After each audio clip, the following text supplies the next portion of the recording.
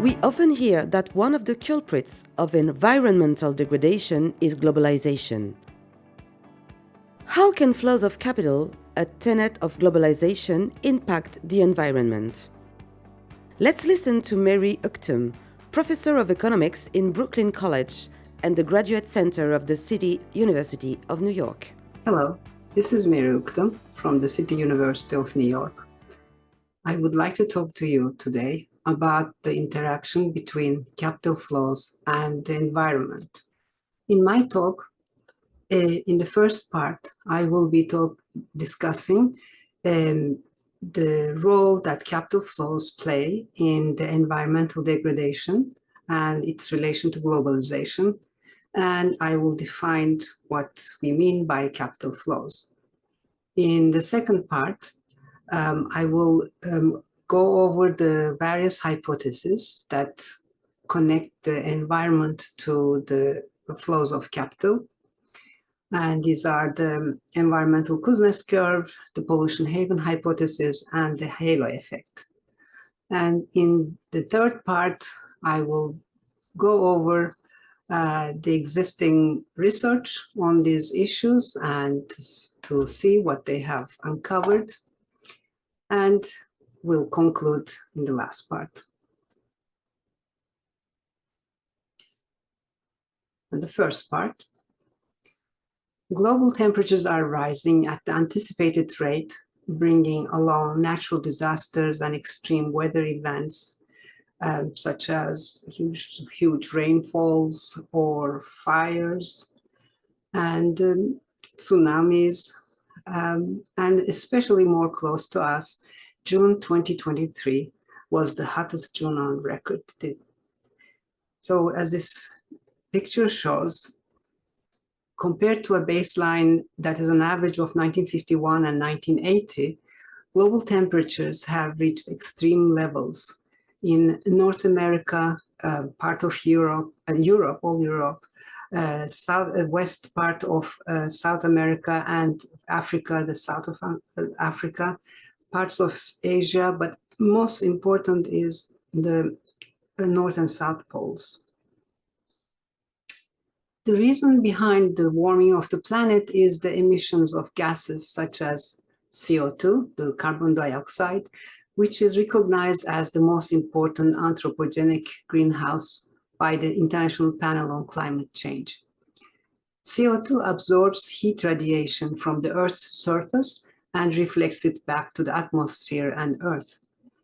And in the last 60 years, human emissions of CO2 increased to the level more than 100 parts per million. As this graph shows, going back to 800,000 years ago, the level of carbon dioxide in the atmosphere has fluctuated between 170 and 300 parts per million. But when we come to the present, which is the zero, it just jumped from the maximum of 300 to 414, and now it's even more than that. So it's a very huge increase. Now, the CO2 in the environment has been created by many factors, but one of the factors that is not much discussed is the flows of capital or the globalization. Now, how is this related? The argument is that globalization through capital flows and trade deteriorate the environment. So we have on the one hand globalization, on the other hand economic growth, and then the CO2. Now, globalization leads to economic growth. It improves the living conditions in many countries, and the way it is defined is by an increase in flows of capital, increase in goods and services, which is reflected in the trade account, increase in the flows of people across countries, reflected in the international migration. Now, these flows, increase in these flows, affect directly the economic growth. So in general, positively. Now, but the flows also can lead to an increase in the pollution where they go. It is also a well-established fact that economic growth leads to an increase in the pollution consisting of carbon dioxide in the atmosphere. Now, what we're going to look at today is mainly the role that the capital flows play in this channel of transmission. The financial flows to developing economies between 2012 and 2017 can be summarized as follows: foreign direct investment, personal remittances, portfolio flows, and then other official flows. So among these, portfolio flows and foreign direct investment are the ones that are private flows. And foreign direct investment, the FDI, has been 41% of the total financial flows, whereas portfolio investment has been only the 2%. Now, FDI is clearly the most sought after foreign investment as an engine of growth. Now, why FDI? Well, it is preferred over foreign portfolio investment, which is a debt-based borrowing subject to high volatility and abrupt reversals. That's why it's also called hot money. That leads to global financial crisis. But more than that, the countries prefer FDI because it allows transfer of technology, transfer of management and organizational skills like know-how, access to developed country markets, and it's a long-term horizon investment. It supports long-term development, employment, and leads to productivity growth. Now, when we look at the private flows, we can decompose it as follows. This private capital flows consist of foreign direct investment, portfolio flows, and some other investment that consists of bank lending, etc. So, as we've seen before, foreign direct investment is a major part of these flows. The FDI itself has two components: mergers and acquisitions, that we call M&As, and Greenfield investment. Now, the definition of these concepts is as follows. FDI is acquisition of at least 10% ownership stake in a foreign business. Sometimes some countries define it as 12%, but it's at least 10%. And it can be done as merger and acquisition, in which case the multinational corporation acquires or merges with an existing foreign business, or as a greenfield investment, in which case the multinational corporation establishes a new venture and starts operations from the ground up, building the factories and bringing equipment, etc. And portfolio investment is just a purchase of international assets, stocks and bonds to diversify portfolio, which is also called the hot money. Now, when we look at the flows of mergers and acquisitions and greenfield investment flows, you see it's a complex picture. So here, what we see here is the pre-pandemic level of flows between 2016 and 2019. On the left-hand side, we have mergers and acquisition deals. On the right-hand side, we see the flows of the greenfield investment. What we see mainly here is, and here's the red color are when cases where flows have declined. The green color is where the flows have increased. You can see a huge interaction among various countries between North America and Asia and Europe, Asia meaning China and outside China, Oceania for mergers and acquisition deals, where greenfield investment is even more intense than mergers and acquisitions. And with a lot of interaction between United States, North America, and Asia, and United States and Europe, and Latin America. Latin America and Europe, Europe and Africa, China and Africa. So you see the picture. So it is quite active.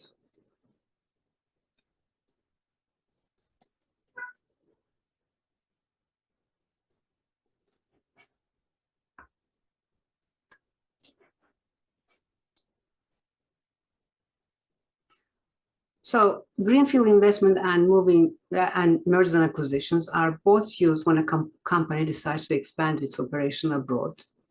Now, when there are many compliance rules and regulations in the host country that receives the flows, and then there are small cost differences between the two countries, then companies go for mergers and acquisition.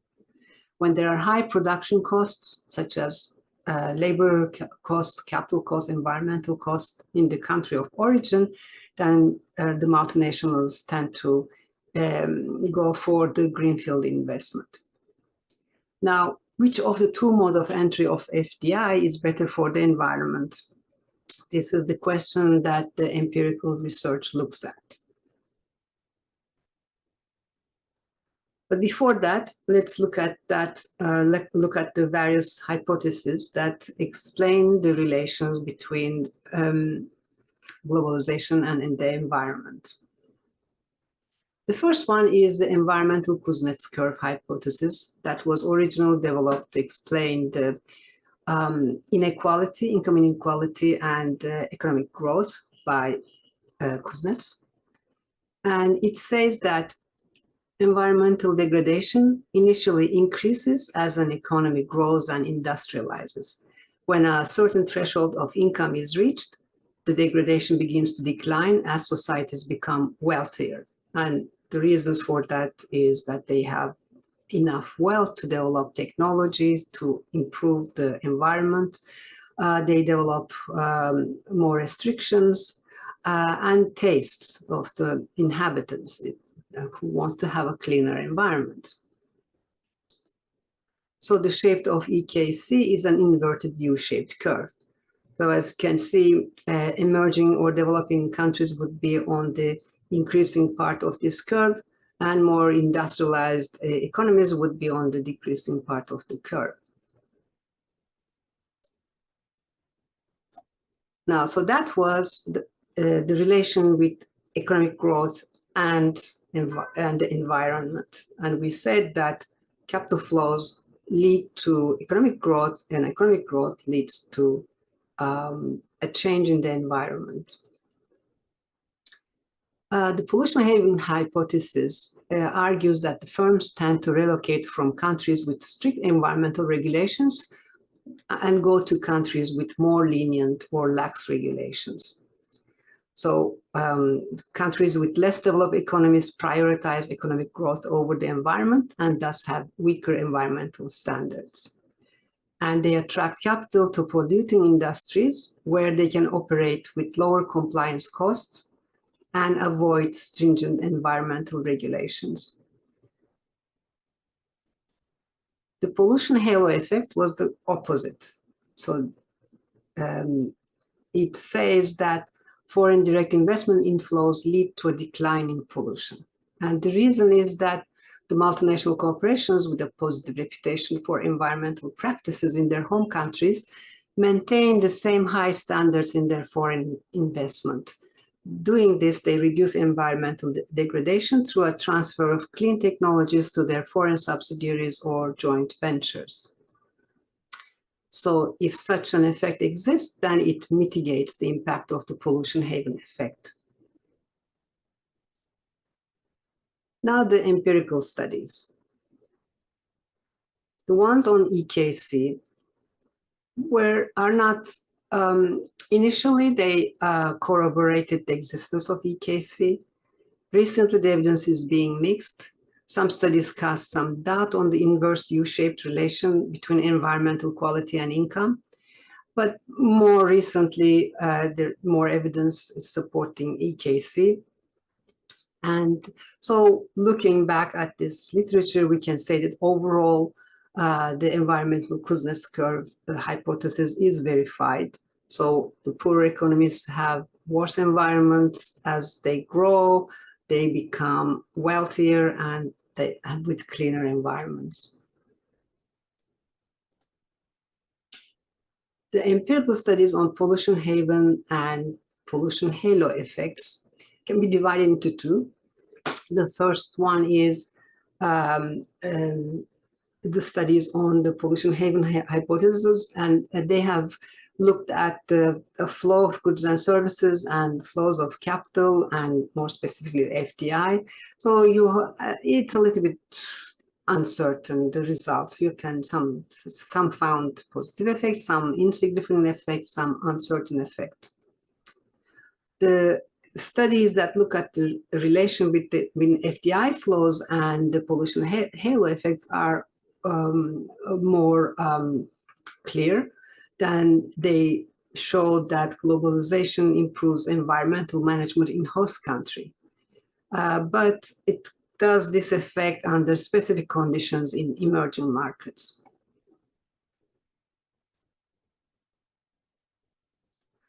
The problem with these studies is that the aggregate level analysis are misleading, and they conceal major differences at the sectoral levels.